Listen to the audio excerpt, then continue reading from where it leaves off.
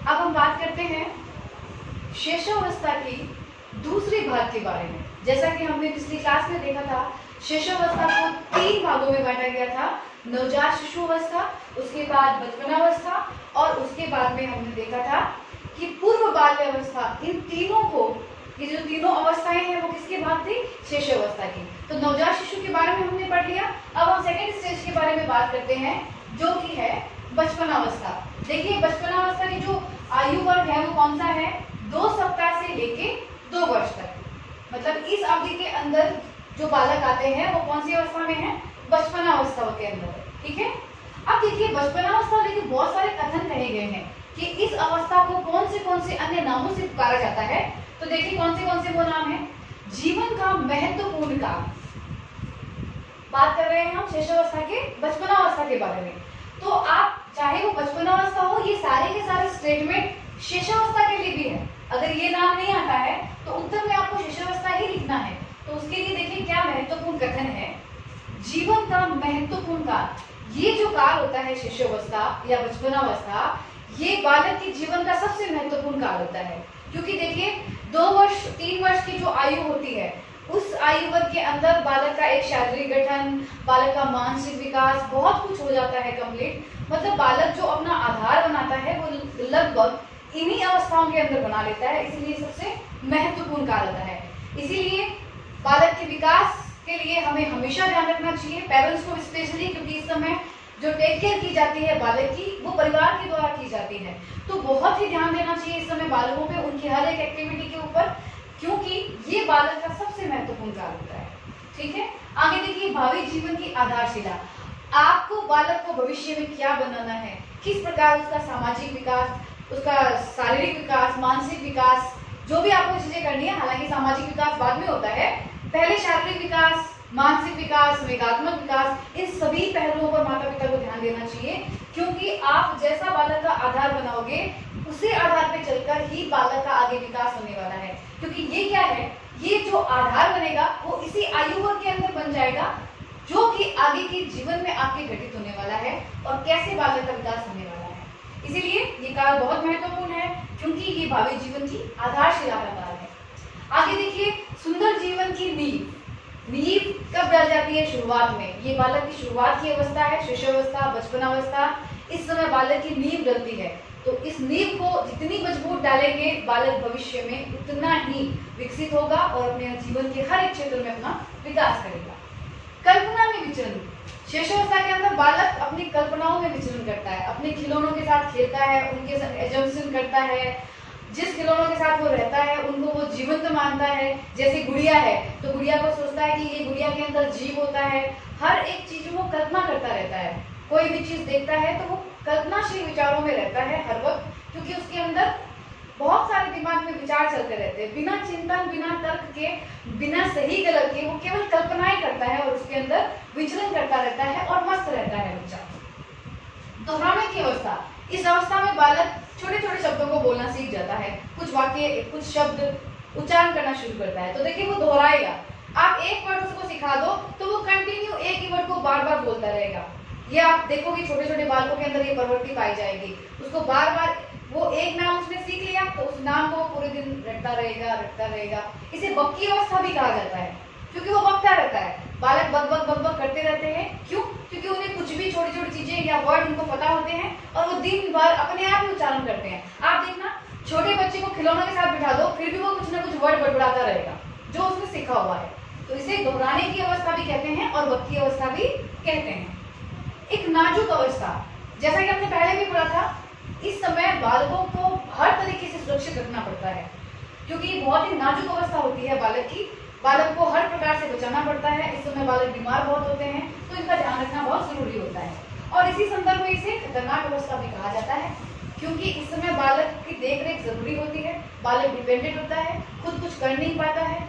और जैसे जैसे बालक थोड़ा सा बड़ा हो जाता है, थोड़े हाथ पैर चलाने लग जाता है, तब तो और ध्यान देने की उसकी जरूरत पड़ती है कि बालक कब क्या कर ले कुछ पता नहीं चल सकता, और ना ही हम उसको सही गलत को और खराब चीजों को समझता है। इसीलिए ये एक नाजुक अवस्था है और एक खतरनाक अवस्था है, जिसमें बालक को बहुत ध्यानपूर्वक रखना चाहिए। ये थे हमारे कथन जो बचपनावस्था या फिर शिशुअवस्था के लिए कहे जाते हैं कि ये कौन सी अवस्थाएं हैं। अब देखिए प्रश्न आपका कैसे बन सकता है कि जीवन का सबसे महत्वपूर्ण काल कौन सा होता है, तो आपका उत्तर क्या होगा, शिशुअवस्था। और अगर इसको भी वेरीफाई करके अगर आपको नवजात शिशु, बचपनावस्था, पूर्व बाल्यावस्था ऐसा दिया जाए तो आपके उत्तर में बचपनावस्था उत्तर होगा। ठीक है, अब देखिए हम बात करते हैं बचपनावस्था की विशेषताओं को या बालक का जो विकास क्रम होता है, कौन सी क्रियाएं करते हुए बालक का विकास होता है, कैसे होता है, इसके बारे में बात करते हैं। देखिए शिशुअवस्था के अंदर क्या क्या विशेषताएं हैं अभी बचपन अवस्था के बीच में, यानी 2 सप्ताह से लेकर 2 वर्ष के बालकों के लिए बात कर रहे हैं हम। अब देखिए पहला देखिए शारीरिक व मानसिक विकास तीव्र। इस समय बालक का शारीरिक विकास भी बहुत तीव्र होता है और मानसिक विकास भी बालक का बहुत डेवलप हो जाता है। जैसा कि हमने पहले भी पढ़ा था 5-6 वर्ष की आयु तक 90% अगर ब्रेन का विकास हो रहा है तो 50% इसी अवस्था में हो जाता है, लगभग 3 वर्षों तक। तो आप देखिए 2 वर्ष यहाँ आ ही गया है, तो यहाँ पे शारीरिक और मानसिक विकास बहुत तेज गति से होता है। तो ये प्रश्न प्राय पूछा गया है कि शारीरिक और मानसिक विकास तीव्र होता है, तो ये तीव्र होता है शिशुअवस्था के अंदर। लुढ़कना, घसीटना, खिसकाना, घुटनों से चलना, देखिए ये सारे काम आप देखोगे इस अवस्था के बालक में। बालक कोई भी चीजों को लुढ़का देता है, उसको जो सामान दोगे लुढ़का देगा, घसीटेगा। बालक देखिएगा कोई सामान पड़ा है, कोई तकिया पड़ा है, उसको खींच के अपने पास लेके आएगा, कोई डब्बा पड़ा है तो उसको खींचेगा, जो चाहे उसकी क्षमता के बाहर है तो भी वो ये काम करता है। जैसे ही बालक घुटनों के बल चलता है या फिर वो बैठ के घसीटते घसीटते चलता है तो वो चलना शुरू कर देता है, घुटनों के द्वारा अपने आप को भी घसीटता है और सामान को भी घसीटता है। तो ये लुढ़कना, खिसकाना, घसीटना, घुटनों के बल चलना, ये सब क्रियाएं बालक की कब हो जाती है, शिशुअवस्था के अंदर।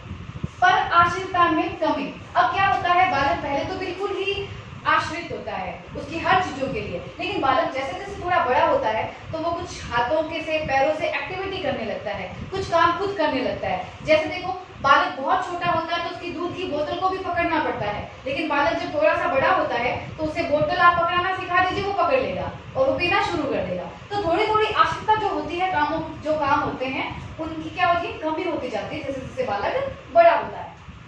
चोट लगने की अधिक संभावना। कारण क्या होता है, बच्चा जब थोड़ा चलने लग जाता है तो वो घुटनों के बल चल के कहीं भी जा सकता है, उसे चोट लग सकती है। प्राय देखा होगा इस समय बालक गिरते बहुत है, क्योंकि उन्हें बेड पे आप बिठाओगे वो घसीटेंगे अपने आप को, घुटनों के बल चलेंगे और प्राय गिर जाते हैं। तो इस समय बालकों को चोट बहुत लगती है। छोटे छोटे शब्दों को बोलना, 1-2 शब्द बच्चे सीख लेते हैं, 2-4 शब्द बोलना सीख जाते हैं, उसके बाद बालक उनका बार बार उच्चारण करते रहते हैं, जैसे दादा, माँ, पापा, ये सब वर्ड आप बार बार देखोगे वो बोलते जाएंगे। माँ तथा परिवार के अन्य सदस्यों को पहचानना। पहले बालक को अपनी माँ भी और मासी दोनों में अंतर समझ में नहीं आता है, लेकिन एक थोड़ा सा जब बालक बड़ा हो जाता है तो वो अपनी माँ को पहचानने लग जाता है कि ये मेरी माँ है। परिवार के अन्य सदस्यों को भी जानने लग जाता है कि ये दादाजी है, ये दादी जी है, ये मेरे पापा है। उनको पता चल जाता है कि हाँ ये जितने भी लोग हैं ये कौन है, ये मेरे परिवार के हैं। तो वो अपनापन बालक समझने लग जाता है इस आयु के अंदर। परिचित को देख के मुस्कान और अपरिचित को देख के भय। अब देखना इस अवस्था में जब बालक होते हैं तो घर में जितने लोग हैं उन सबके पास वो चला जाएगा, लेकिन बाहर से कोई गेस्ट आता है तो आप क्या देखोगे, वो बालक को जैसे ही गोदी लेंगे बालक रोने लग जाएगा, क्योंकि उसे डर लगता है, क्योंकि उसे लगता है वो मेरे अपने नहीं है। तो वो परिचित को तो देखेगा तो मुस्कुराएगा, लेकिन अपरिचित को देखेगा तो भय को प्रकट करेगा। ठीक है, आगे देखिए बालक जिद्दी और आक्रामक होते हैं इस समय आप देखिए बालक के अंदर एक अजीब सी जिद देखोगे। अगर कोई खिलौना उसको चाहिए तो वो चाहिए, आप ले लीजिए, वो जोर जोर से रोने लग जाएगा, चिल्लाने लग जाएगा, और जब तक आप वापस नहीं दोगे वो बालक बिल्कुल भी चुप नहीं होगा। ऐसा ही देखिए अगर उसे भूख लग रही है, उसे इस समय दूध पीना है, तो वो दूध की बोतल को अगर आप नहीं दोगे तो वो उसको देख के उसको दांत से काटने लग जाएगा, उसको फेंक देगा। तो आप उसका एक स्वभाव देखोगे जिसके अंदर जिद्दीपन और आक्रामकता दिखेगी बालक के अंदर। संवेदना व शारीरिक क्रियाओं से ज्ञान। इस समय बालक की संवेदना, जैसे कि हमें पता है संवेदना ज्ञान की पहली सीढ़ी होती है। बालक संवेदनाओं के माध्यम से सीखना आरंभ कर देता है। जैसे समझ लीजिए बालक घुटनों के बल चलता हुआ गया और उसने कोई गर्म वस्तु को हाथ लगा दी, तो उसे संवेदना हुई तो समझ जाएगा ये चीज क्या है, ये खराब है, मैं इसको हाथ नहीं लगाऊंगा।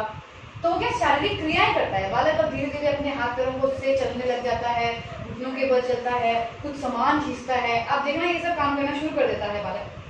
तो उन क्रियाओं के द्वारा और संवेदनाओं के माध्यम से बालक ज्ञान अर्जन कर लग जाता है इस अवस्था के अंदर। फ्रायड ने क्या कहा है कि ये अवस्था जो होती है इसमें काम प्रवृत्ति पाई जाती है। देखिए बालक अंगूठा चूसता है, पैर का अंगूठा चूसता है, या फिर आपने एक चीज देखी होगी छोटे बालकों में कि बालक जब सोता हुआ होता है तो देखिए वो नींद में भी है ना दुग्ध पान करता हुआ आपको दिखेगा कि वो उसके अंदर वो चूस रहा है। तो वो इस तरह की प्रवृत्ति आप देखोगे क्योंकि उसमें काम प्रवृत्ति पाई जाती है फ्रायड के अनुसार। तो सपने के अंदर भी बालक के अंदर ये प्रवृत्ति होती है कि नींद के अंदर भी उसको ऐसे लगता है कि वो स्तनपान कर रहा है। तो ये कारण क्या होता है? ये कारण होता है काम प्रवृत्ति की। किसके अनुसार है? फ्रायड के अनुसार। अब देखिए पूर्व नैतिक अवस्था कहा जाता है इसको, क्योंकि बालकों के अंदर इस समय नैतिकता का विकास नहीं होता है। नैतिकता का विकास बाल्यकाल में होता है, बाल्यावस्था में। तो ये पूर्व नैतिक अवस्था है। इस अवस्था को ये कहा जाता है कि ये पूर्व नैतिक अवस्था होती है। विश्वास बनाम और अविश्वास, इस अवस्था को विश्वास और अविश्वास की अवस्था भी कहा जाता है। क्योंकि देखिए बालक का अपने परिवार के सदस्यों, अपने जो परिचित होते हैं उनके ऊपर उनको विश्वास होता है। अब एक घर के सदस्य हैं तो बालक अपनी माता से अपने पिता के पास चला जाएगा, भाई के पास चला जाएगा, दादा के पास चला जाएगा, लेकिन वो किसी और के पास नहीं जाएगा क्योंकि उसे ट्रस्ट नहीं होता है। वो सिक्योर फील नहीं करता है अपने आप को, वो सिक्योर फील करता है सिर्फ अपने परिचितों के ऊपर। तो ये विश्वास और अविश्वास की अवस्था भी से कही जाती है। अपनी परछाई के साथ क्रीड़ा करना, इसमें देखिए बालक जब खेलता है और उसे अपनी परछाई दिखती है तो देखना वो उसके पीछे पीछे भागेगा और उसके साथ खेलना शुरू करेगा। कभी हाथ हिलाएगा, कभी पैर हिलाएगा और उसके पीछे पीछे भागेगा। तो इस अवस्था में बालक अपनी परछाई के साथ में क्रीड़ा करता है। ठीक है, तो ये सारी विकासात्मक क्रियाएं या फिर विशेषताएं हैं बचपनावस्था की, या फिर आप कह सकते हो शैशवावस्था की, जब बालक 2 सप्ताह से 2 वर्ष का होता है। इसका स्क्रीनशॉट ले लीजिए आप।